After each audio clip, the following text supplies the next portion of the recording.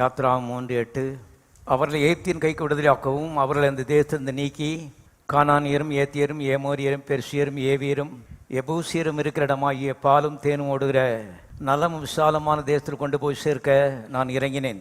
அருமையானவர்களே, பல 100 ஆண்டுகள் கட்டப்பட்டிருந்த மக்களை கர்த்தர் விடுதலையாக்கி அவர்களுக்கு நல்ல வாழ்வை அருளிச் செய்தார் என்று இந்த பகுதி நமக்கு போதிக்கிறது. இந்த காலை வேளை புதிதாக வந்திருக்கிறவர்கள் இதுவரைக்கும் கிறிஸ்துவை ஏற்றுக்கொள்ளாதவர்கள் இங்கே இருப்பீர்களானால் இயேசுவே என்று உள்ளத்துக்குள்ளே வாரும் நீர் ஆண்டவர் என்று அவருக்கு அழைப்பு கொடுங்கள். இயேசு கிறிஸ்துவை ஏற்றுக்கொண்டவர்களுக்கு இங்கே கர்த்தர் சொல்லும் பொழுது கிறிஸ்தவ ஜீவியம் பாலும் தேனும் ஓடுகிற நலமும் விசாலமான தேசம் என்று சொல்லுகிறதை பார்க்கிறோம்.